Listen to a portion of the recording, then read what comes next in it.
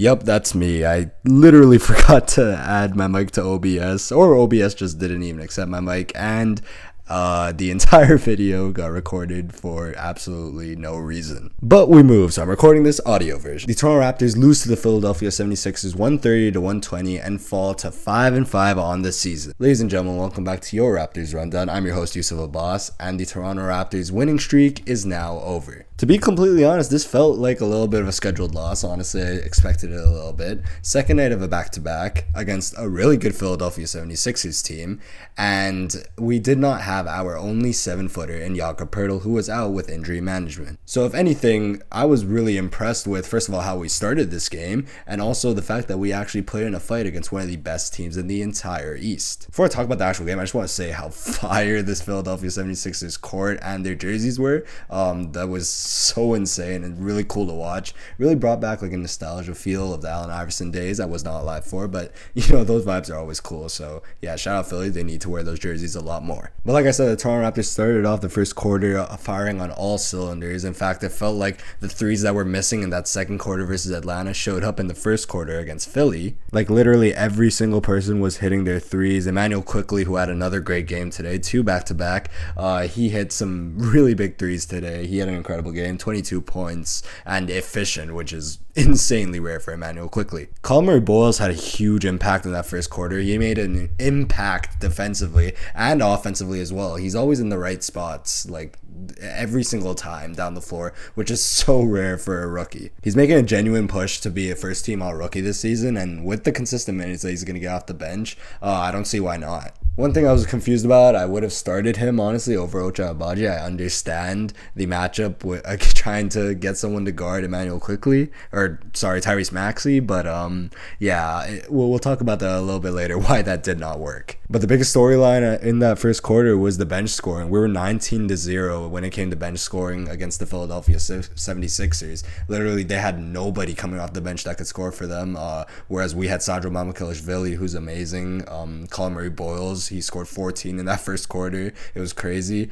And then Jamal Shead as well. So we had some actual scores coming off the bench, and Philly just couldn't handle us. The lead got to as big as 14, and unfortunately we could not sustain that shooting because the second quarter looked a lot like the second quarter against Atlanta. I'm noticing a trend for the Toronto Raptors, but we only scored 20 in the second quarter, and the Philadelphia 76ers came back. We just couldn't guard Tyrese Maxey. I mean, we tried a bunch of different people. Again, I'll talk a little bit about that later. But Trendon Watford, bro, my God. Trendon Watford ended with 20 points, 17 rebounds, and 10 assists. His first career triple-double. And he shot 8 for 10 from the field, 1 for 2 from 3. Insane. He was by far the player of the game. And like, let's just be honest, bro. You're not going to beat the Philadelphia 76ers if you're letting Trendon Watford score a 20-point triple-double, and if you're letting Trendon Watford get 17 rebounds. I wasn't expecting us to win the rebound battle at all. Again, no 7-footer. You had Scotty Barnes in the paint half the time, but let Embiid or Andre Drummond be the one bullying you on the offensive boards, not Trendon Watford getting 17. That's inexcusable, honestly. But yeah, the offensive rebounds killed us all night. There was a stretch in the third quarter where genuinely it felt like Philly should have gone out like way ahead, but Andre Drummond, while he's a great rebounder, he just cannot hit a layup to save his life. My God, add him to the list of all the washed players in those meme comps. On a positive side for the Toronto Raptors, the third quarter was all Scotty Barnes on both ends. There was a stretch where he'd literally make a defensive play, then go down the court and hit a 3, then make another defensive play and then go and hit a layup. It was really good to watch. They also allowed him to take that mid-range shot a lot, which he feasted on. Joel Embiid was dropping a lot, and this is really fun to see because Scotty Barnes coming off a year where he's not like, he hasn't shot the ball extremely well, so I think that teams are still have that in their scouting report, not realizing that this guy can shoot the ball now. There was a stretch where Scotty Barnes went on like his own personal 8-0 run, which was amazing, but unfortunately Grady Dick went in and absolutely single-handedly ruined all the momentum. We don't really do the you suck player of the game anymore because I was told it is quote-unquote mean and quote-unquote bullying, but I'm doing the you suck player of the week for this game. It has to go to Grady Dick. I literally have a note written down, get Grady out, bro, because it was so frustrating. And I just want to say this, man. The Toronto Raptors had a shooting guard battle before the season, and honestly, so far, I think all 3 of them might be losing it. You have Grady Dick, who's sometimes good offensively, but he's really not that good defensively. You have Jacoby Walter, who's struggled offensively, but he sucks defensively. And Ochai Agbaji, to be completely honest, has sucked on both sides of the ball this season. So who's winning the shooting guard battle? Jamison battle. Like, we literally had no answers for Tyrese Maxey until we played, like we tried putting Ochai on him at the start, didn't work. We tried Jacoby Walter on him, didn't work. And then eventually we had to give Nick Nurse a taste of his own medicine and do a 1-on-1 against the Philadelphia 76ers, putting Jamal Shead on Tyrese Maxey. And that finally worked, where he only scored 4 points in that fourth quarter, going 1 for 4. So Jamal Shead was incredible. Ball denial. He's such a dog defensively. And then offensively, he always makes the right passes, hits his threes. I'm so happy with that pickup from last season. As a second rounder, he's really helpful towards this team and what we're trying to build in Toronto. But yeah, the story of the night was just they dominated us on the boards and they dominated us offensively. You're really going to struggle to win an NBA game when you give up 130 points. Just naming how many points the Philadelphia 76ers had: Trendon Watford had 20, Joel Embiid had 29, Kelly Oubre had 19, Tyrese Maxey had 31, and VJ Edgecombe, he only had 11, but he had some huge, I feel like all of his points came in the fourth quarter. He had some huge shots in that fourth quarter. Like, we would go on a run and we just wouldn't be able to get a rebound, or we just couldn't be able to stop them down the floor. So I love the effort from the Raptors, but yeah, it was tough. It was a very tough game for us. I would have liked to see more Jamison battle. I think this was in particular, a game where he should have shined. Grady Dick and Jacoby Walter were struggling shooting the ball, so I really don't understand closing that third quarter and starting the fourth quarter with Grady Dick on the floor. I think Jamison battle has proved that he doesn't need to have played during the game to make an impact when he goes on. So I think he definitely should have been on there instead of Grady Dick. I don't see the downside of that whatsoever, and I think he should be a part of the rotation, to be completely honest. But yeah, some of the key stats from tonight: 15 offensive boards for Philly. They won the rebound battle 54-38. We're not going to do that without Jakob Poeltl. We need him healthy.